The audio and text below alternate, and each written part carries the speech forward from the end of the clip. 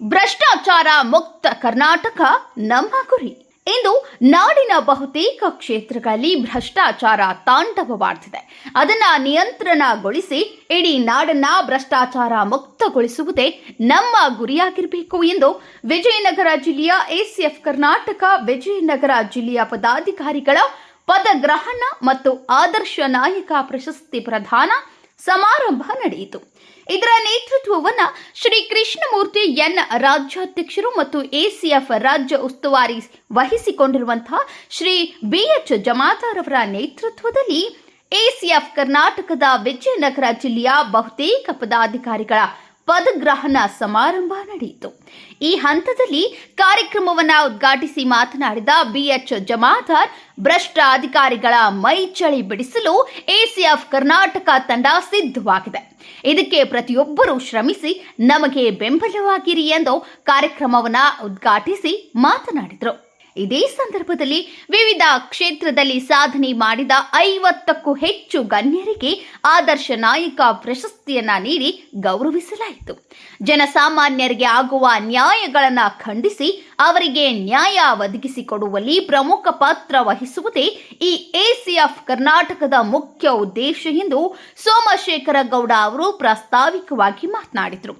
ನಂತರ ಉತ್ತರ ಕರ್ನಾಟಕದ ಉಸ್ತುವಾರಿಗಳಾದ ಎಂಎನ್ ಗಡಾದ್ ಅವರು ಮಾತನಾಡಿ, ಯಾವುದೇ ಕಾರ್ಯವನ್ನ ವ್ಯಕ್ತಿ ನಿರ್ವಹಿಸುವುದಕ್ಕಿಂತಲೂ ಸಂಘಟನಾತ್ಮಕವಾಗಿ ನಿರ್ವಹಿಸಿದಾಗ ಸಫಲತೆ ಹೊಂದಲು ಸಾಧ್ಯವಾಗುವುದು ಎಂದರು. ಎಸಿಎಫ್ ಕರ್ನಾಟಕದ ಜಿಲ್ಲಾಧ್ಯಕ್ಷರಾದಂತಹ ಅಂಜನಪ್ಪ, ಸಾಮಾಜಿಕ ಕಾರ್ಯಕರ್ತರಾದ ರೂಪ್ಲಾಡ್, ಲಲಿತಮ್ಮ, ಕವಿತಾ, ವಿರೂಪಾಕ್ಷಗೌಡ ಸೇರಿದಂತೆ ಸಾಮ್ರಾಟ ಹಾಗೂ ಸಮಯ ನ್ಯೂಸ್ನ ಎಲ್ಲಾ ತಾಲೂಕು ವರದಿಗಾರರೊಂದಿಗೆ ಸಂಘಟನೆಯ ಪದಾಧಿಕಾರಿಗಳು, ಸದಸ್ಯರು ಉಪಸ್ಥಿತರಿದ್ದರು. ಕಾರ್ಯಕ್ರಮವನ್ನು ಕಳಕೇಶ್ ನಿರೂಪಿಸಿದರು.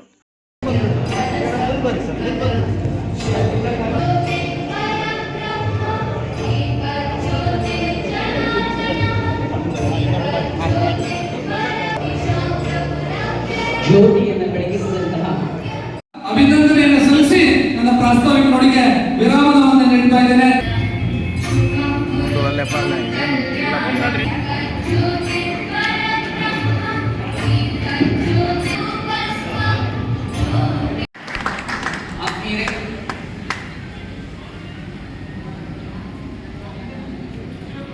ನಮ್ಮ ವೇದಿಕೆಯ ಪರವಾಗಿ ಸ್ವಾಗತವನ್ನು ಕೋರುವುದರ ಮೂಲಕ ಬೆಳಕನ್ನು ತೋರುತ್ತ ಸರ್ವಮನ ಪೂರ್ಣಮನ ವಿಜ್ಞಾನದ ಮೈತ್ರಿಯ ಮಾಗತಿ ಸಾಗಲಿ ಪ್ರಗತವತೆಯ ಮತಿಯ ಮತ ದಿವ್ಯ ಮತ ನಮ್ಮದು ಭಾರತ ದೇಶ ಘನ ಜಾಗೃತವಾಗಲಿ ನಮ್ಮ ಜನ. ಮೂಲಕ ಮಾಲೆಯನ್ನು ಅರ್ಪಣೆ ಮಾಡುವುದರ ಮೂಲಕ ನೆನಪಿನ ಕಾಣಿಕೆಯನ್ನು ನೀಡುವುದರ ಮೂಲಕ ಅವರನ್ನು ಗೌರವಿಸೋಣ. ಅವರಿಗೆ ಹೃದಯಪೂರ್ವಕವಾಗಿ ಅಭಿನಂದನೆಗಳು, ಸ್ವಾಗತ ಅಂತ ಹೇಳ್ತಾ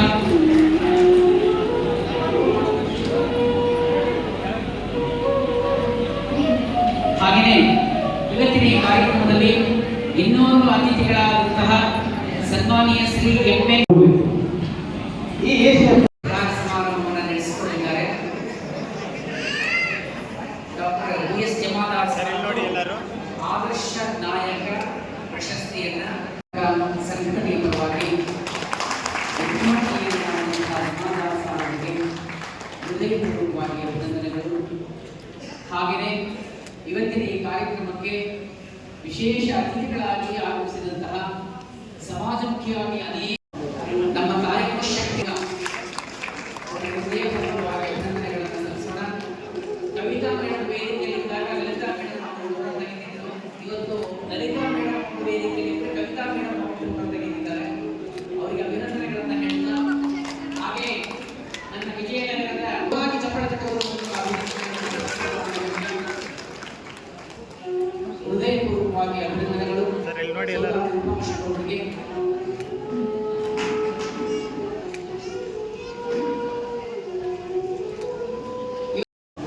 ನಮ್ಮ ಕಾಯಕ ಶಕ್ತಿಯ ಹೃದಯಪೂರ್ವಕವಾಗಿ ಅಭಿನಂದನೆಗಳನ್ನು ಸಲ್ಲಿಸೋಣ.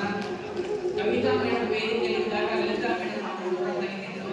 ಇವತ್ತು ಲಲಿತಾ ಮೇಡಮ್ ವೇದಿಕೆಯಲ್ಲಿ ಕವಿತಾ ಮೇಡಮ್ ಅವರು ತೆಗೆದಿದ್ದಾರೆ. ಹೊಂದಿದ್ದಾರೆ. ನಮ್ಮ ಮಾತಿನ ಅವರಿಗೆ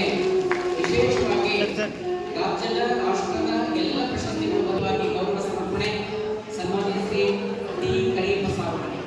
ಹಾಗೆಯೇ ಸಮಯ ನ್ಯೂಸ್ ಮತ್ತೆ ಸಾಮ್ರಾಟ್ ಟಿವಿ ಈಗಾಗಲೇ ಟಿವಿಗಳಲ್ಲಿ ತನ್ನ ದಾಪುಗಾಲತೆಯನ್ನು ತೋರಿಸ್ತಾ ಇದೆ.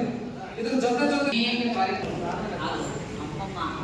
ಇವರಿಗೆ ಭಕ್ತರು ಸ್ಮರಿಸಿ ನಮಸ್ಕರಿಸಿದ ಇಂದಿನ ACF ಈ ಸಂಘಟನೆಯ ಪ್ರಶಸ್ತಿ ಪ್ರದಾನ ಕಾರ್ಯಕ್ರಮಕ್ಕೆ ಹಾಗೂ ಪದಗ್ರಹಣ ಕಾರ್ಯಕ್ರಮಕ್ಕೆ ಇಲ್ಲಿ ಉಪಸ್ಥಿತ ಈ ಒಂದು ಸಂಘಟನೆಯ ರಾಜ್ಯಾಧ್ಯಕ್ಷರು, ಜಿಲ್ಲಾಧ್ಯಕ್ಷರು, ಕಾರ್ಯದರ್ಶಕರು ಮತ್ತು ಟ್ರೆಜರರು ಹಾಗೂ ಎಲ್ಲ ಸದಸ್ಯರು ಹಾಗೂ ಇಲ್ಲಿ ಉಪಸ್ಥಿತಿರುವ ನನ್ನ ಆತ್ಮೀಯರಾದ ನಮ್ಮ ರಾಮಣ್ಣ ಅವರು ಹಾಗೂ ನಮ್ಮ ಬೇವೂರಿಗೆ ನಿಮ್ಮ ಜೊತೆ ಸಹಭಾಗಿಯಾಗಲು ತುಂಬ ಖುಷಿ ಆಗ್ತಾ ಇದೆ. ಸಾಧನೆ ಅಂದರೆ ಏನಂತ ಗೊತ್ತಿಲ್ಲ ನನಗೆ, ಮೇನ್ ಅಂದರೆ ಇದು ACF ನಾನು ಕೇಳಬೇಕು ಏನಪ್ಪ ಇದೆ ಚಾನೆಲ್ಗಳ ಮುಖೇನ ರಾಜ್ಯದಲ್ಲಿರ್ತಕ್ಕಂಥ ನೊಂದವರ ಕಣ್ಣೀರಿಗೆ ಧ್ವನಿಯಾಗಿ ನೊಂದವರ ಪಾಲಿಗೆ ದಯೆಯನ್ನು ತೋರಿ ನೊಂದವರನ್ನ ಎತ್ತಿ ಹಿಡಿಯಲಿಕ್ಕೆ, ಕಡುಬಡವರನ್ನ ಎತ್ತಿ ಹಿಡಿಯಲಿಕ್ಕೆ ಮಾಡಿರ್ತಕ್ಕಂಥ ಒಂದು ಸಂಘಟನೆ ನಿಜವಾಗ್ಲೂ ಆ ಒಂದು ಶ್ರೇಯ ಎನ್ ಕೃಷ್ಣಮೂರ್ತಿ ಅವರಿಗೆ ಸಲ್ಲಬೇಕಾಗಿರ್ತದೆ. ಯಾಕೆಂತಂದ್ರೆ ಅವರು ಸಮಾಜದಲ್ಲಿ ತುಳಿತಕ್ಕೊಳಗಾದವರು, ಸಮಾಜದಲ್ಲಿ ಅನ್ಯಾಯಕ್ಕೊಳಗಾದವರು, ಬಡವರ ಕಣ್ಣೀರನ್ನು ಒರೆಸಲಾಗದೆ ಅನ್ಯಾಯವನ್ನು ಸಹಿಸಿಕೊಂಡು ಸಮಾಜದಲ್ಲಿ ನಾವು ಹೇಗೆ ಜೀವನ ಮಾಡಬೇಕು ಅಂತಕ್ಕಂಥದ್ದನ್ನ ಸಂಘಟನೆ ಮುಖಾಂತರ ಕಲಿತು ಜೈ ಭೀಮ್ ಸೇನೆ ರಾಜ್ಯಾಧ್ಯಕ್ಷರಾಗಿ, ಸಂಘಟನೆ ರಾಜ್ಯಾಧ್ಯಕ್ಷರಾಗಿ, ACF ನ ರಾಜ್ಯಾಧ್ಯಕ್ಷರಾಗಿ, ಹಲವಾರು ಸಂಘಟನೆಗಳ ಮುಖ್ಯಸ್ಥರಾಗಿ ಇವತ್ತು ಕಾರ್ಯನಿರ್ವಹಿಸ್ತಾ ಇದ್ದಾರೆ. ಜೊತೆಗೆ ಅವರು ಇವತ್ತಿನ ಕಾರ್ಯಕ್ರಮಕ್ಕೆ ಕಾರಣಾಂತರಗಳಿಂದ ಆಗಮಿಸಿಲ್ಲ. ಅವ್ರಿಗೂ ಕೂಡ ತಮ್ಮೆಲ್ಲರ ಜೋರಾದ ಚಪ್ಪಾಳೆಯೊಂದಿಗೆ ಇದ್ರ ಜೊತೆಗೆ ಈ ಒಂದು ACF ಸಂಘಟನೆಯ ರಾಜ್ಯದ ಉಸ್ತುವಾರಿಯನ್ನು ವಹಿಸಿಕೊಂಡು ರಾಜ್ಯದ ಉದ್ದಗಲಕ್ಕೆ ಅದರ ಬೀದರ್ನಿಂದ ಬೆಂಗಳೂರಿನವರೆಗೂ ಓಡಾಡ್ತಾ ಇರ್ತಕ್ಕಂಥ ವೇದಿಕೆ ಮೇಲೆ ಇರ್ತಕ್ಕಂಥ BN ಜಮಾಲ್ ಅವರು ಇಲ್ಲೇ ಇದ್ದಾರೆ. ಅವರು ಕೂಡ ಈ ಒಂದು ಸಂಘಟನೆಯ ರಾಜ್ಯ ಉಸ್ತುವಾರಿಯನ್ನು ವಹಿಸಿಕೊಂಡಿರ್ತಕ್ಕಂಥವರು ಮೂಲತಃ ಬೆಳಗಾವಿ ಜಿಲ್ಲೆಯ ಒಂದು ಹಳ್ಳಿಯವರು. ಅವರು ಕೂಡ ಈ ಸಂಘಟನೆಯಲ್ಲಿ ಹಲವಾರು ರೀತಿಯಲ್ಲಿ ಕೆಲವೊಂದು ಕಡೆ ಓಡಾಡಿ ಸಮಸ್ಯೆಗಳು ಈ ಸಂಘಟನೆಯ ನೋಡಿ, ಯಾವ ಸಂಘಟನೆಯ ಫೌಂಡೇಶನ್ ಅಥವಾ ಬುನಾದಿ ಒಂದು ಶ್ರದ್ಧಾ, ಒಂದು ಉದ್ದೇಶ ಅಥವಾ ಒಂದು ಧ್ಯೇಯ ಅಥವಾ ಯಾವುದು ಮನಸ್ಸಿನಿಂದ ಮಾಡುವ ಸೇವಾ, ಆತ್ಮೀಯತೆಯಿಂದ ಮಾಡುವುದು ಯಾವಾಗಲೂ ಈ ಸಂಘಟನೆಗಳು ಚಿರಾಯು ಆಗ್ತವೆ. 10 ವರ್ಷ, 5 ವರ್ಷ, 20 ವರ್ಷ ನಡೆಯಲಿಲ್ಲ. ಈ ಒಂದು ACF ಸಂಸ್ಥೆ ಚಿರಾಯು ಹಾಗೆ ಆಗುತ್ತಂತೆ. ಬಟ್ ನಾವು ನಿಜವಾಗ್ಲೂ ಅನಿಸ್ತದೆ, ಯಾಕಂದ್ರೆ ಇದರಲ್ಲೆಲ್ಲ ಯುವಕರದಾರ, ಅವ್ರಿಗೇನು ಹೇಳೋದಿರ್ತಿಲ್ಲ. ನೀವು ಹೇಳಿಲ್ಲ ಅಂದ್ರೆ ಅವ್ರು ಹೋಗಿ ತಪ್ಪು ಬಟ್ ಏನು ಅವಶ್ಯಕತೆ ACF ಕರ್ನಾಟಕದ ವತಿಯಿಂದ ನಾವು ಒಂದು ರಾಜ್ಯ ಮಟ್ಟದ ಆದರ್ಶ ನಾಯಕ ಪ್ರಶಸ್ತಿಯನ್ನು ಮಾಡಬೇಕು ಅಂತೇಳಿ ಒಂದು ಪ್ಲಾನ್ ಮಾಡ್ಕೊಂಡಿದ್ವಿ. ಅದೇ ತರನಾಗಿ ಯಶಸ್ವಿಯಾಗಿ ಕಾರ್ಯಕ್ರಮವನ್ನು ಕೂಡ ನಮ್ಮ ಒಂದು ಜಿಲ್ಲಾ ತಂಡ ನೆರವೇರಿಸಿಕೊಡ್ತಾ ಇದೆ. ಯಾರು ನಿಜವಾದ ಸಾಧನೆ ಮಾಡಿದ್ದಾರೆ, ಮರೀಚಿಕೆಯಾಗಿ ಉಳ್ಕೊಂಡಿದ್ದಾರೆ, ಸಾಧಕರನ್ನು ಗುರುತಿಸುವುದರಿಂದ ಏನು ಲಾಭ ಅಂತಂದ್ರೆ ಅವರ ರೀತಿ ಇನ್ನೊಬ್ಬರು ನಾನು ಕೂಡ ಸಾಧನೆ ಮಾಡಬೇಕು ಅನ್ನುವಂಥ ಮನೋಭಾವನೆ ಮೂಡಲಿ ಅನ್ನೋ ಒಂದು ಉದ್ದೇಶದಿಂದ ಒಂದೇ ಒಂದು ಕಾರಣಕ್ಕೋಸ್ಕರ ಈ ಒಂದು ಆದರ್ಶ ನಾಯಕ ಒಂದು ಪ್ರಶಸ್ತಿ ಕಾರ್ಯಕ್ರಮವನ್ನು ಈ ಒಂದು ಉದ್ಘಾಟನಾ ಕಾರ್ಯಕ್ರಮದಲ್ಲಿ ನಾವು ಹಮ್ಮಿಕೊಂಡಿದ್ದೀವಿ. ನಿಮ್ಮೆಲ್ಲರ ಸಹಕಾರ ಮತ್ತು ಸಹಯೋಗ ನಮ್ಮ ವಿಭಾಗದಲ್ಲಿರುವಂತಹ ಹಾಗೂ ನನ್ನ ಶಿಷ್ಯ ಬಂಧುಗಳು, ನಾನು ಜಾಸ್ತಿ ಮಾತಾಡೋಲ್ಲ. ಆ್ಯಕ್ಚುಲಿ ನಾನು ಜಾಸ್ತಿ ಮಾತಾಡಬೇಕಾಗಿತ್ತು.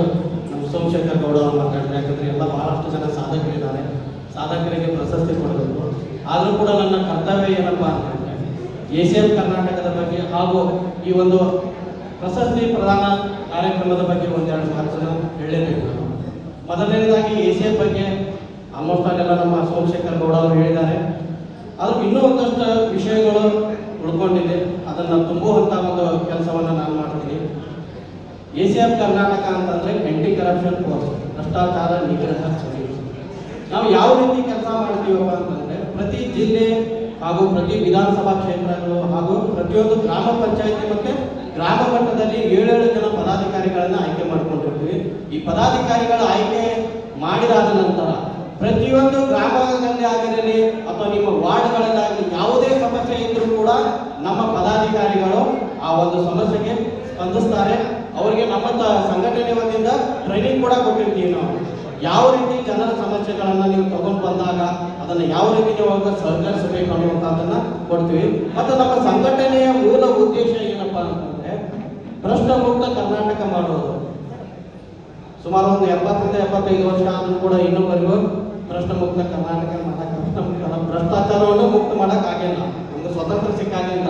ಯಾಕಂದ್ರೆ ಭ್ರಷ್ಟಾಚಾರ ಅನ್ನುವಂಥದ್ದು ಹೆಂಗಪ್ಪ ಇದೆ ಅಂತಂದ್ರೆ ಒಂದು ಸಣ್ಣ ಒಂದು ಯೋಜನೆಯಿಂದ ಹಿಡ್ಕೊಂಡು ದೊಡ್ಡ ಒಂದು ಕಾಂಟ್ರಾಕ್ಟ್ ವರೆಗೂ ಕೂಡ ಭ್ರಷ್ಟಾಚಾರ ಇದೆ. ನಾವು ಭ್ರಷ್ಟಾಚಾರದೊಳಗೆ ಎರಡು ಟೈಪ್ ಭ್ರಷ್ಟಾಚಾರಗಳನ್ನು ನೋಡ್ತೀವಿ. ಒಂದು ಮಧ್ಯಮ ವರ್ಗದ ಭ್ರಷ್ಟಾಚಾರ, ಒಂದು ಹೈಟೆಕ್ ಭ್ರಷ್ಟಾಚಾರ. ಮಧ್ಯಮ ವರ್ಗದ ಭ್ರಷ್ಟಾಚಾರ ಅಂತಂದ್ರೆ ನಮ್ಮ ನಿಮ್ಮಂತ ಮಿಡಲ್ ಕ್ಲಾಸ್ ಜನಗಳಿಗೆ ಆಗುವಂತಹದ್ದು.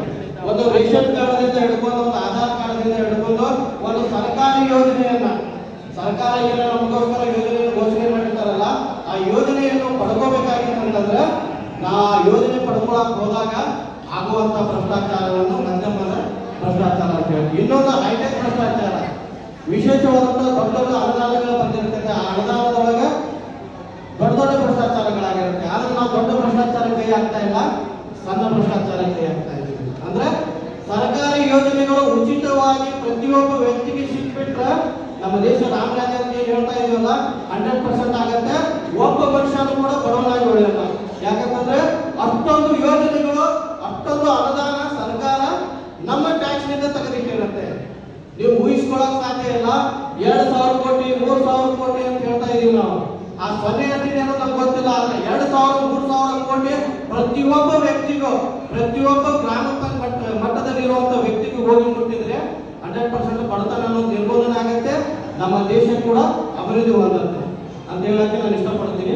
ಅದರ ಜೊತೆಗೆ ಇವತ್ತಿನ ಒಂದು ಕಾರ್ಯಕ್ರಮವನ್ನು ACF ಕರ್ನಾಟಕದ ವತಿಯಿಂದ ನಾವು ಒಂದು ರಾಜ್ಯ ಮಟ್ಟದ ಆದರ್ಶ ನಾಯಕ ಪ್ರಶಸ್ತಿಯನ್ನು ಮಾಡಬೇಕಂತೇಳಿ ಒಂದು ಪ್ಲಾನ್ ಮಾಡ್ಕೊಂಡಿದ್ವಿ. ಅದೇ ತರನಾಗಿ ಯಶಸ್ವಿಯಾಗಿ ಕಾರ್ಯಕ್ರಮವನ್ನು ಕೂಡ ನಮ್ಮ ಒಂದು ಜಿಲ್ಲಾ ತಂಡ ನಿರ್ವಹಿಸಿಕೊಡ್ತಾ ಇದೆ. ಯಾರು ನಿಜವಾದ ಸಾಧನೆ ಮಾಡಿದ್ದಾರೆ, ಪರಿಚಯಕ್ಕೊಳ್ಕೊಂಡಿದ್ದಾರೆ, ಸಾಧಕರನ್ನ ಗೊಳಿಸುತ್ತಿರೋದ್ರಿಂದ ಏನು ಲಾಭ ಅಂತಂದ್ರೆ ಅವರ ರೀತಿ ಇನ್ನೊಬ್ಬರು ನಾನು ಕೂಡ ಸಾಧನೆ ಮಾಡಬೇಕು ಅನ್ನುವಂತ ಮನೋಭಾವನೆ ಮೂಡಲಿ ಅನ್ನುವ ಒಂದು ಉದ್ದೇಶದಿಂದ ಒಂದೇ ಒಂದು ಕಾರಣಕ್ಕೋಸ್ಕರ ಈ ಒಂದು ಆದರ್ಶ ನಾಯಕ ಒಂದು ಪ್ರಶಸ್ತಿ ಕಾರ್ಯಕ್ರಮವನ್ನು ಈ ಒಂದು ಉದ್ಘಾಟನಾ ಕಾರ್ಯಕ್ರಮದಲ್ಲಿ ನಾವು ಹಮ್ಮಿಕೊಂಡಿದ್ದೀವಿ. ನಿಮ್ಮೆಲ್ಲರ ಸಹಕಾರ ಮತ್ತು ಸಹಯೋಗ ನಮ್ಮ ಒಂದು ACF ತಂಡದ ಮೇಲೆ ಇರಲಿ ಅಂತ ಹೇಳ್ತಾ ನಾನು ಇನ್ನೂ ಮಾತಾಡಬೇಕಾಗಿದೆ.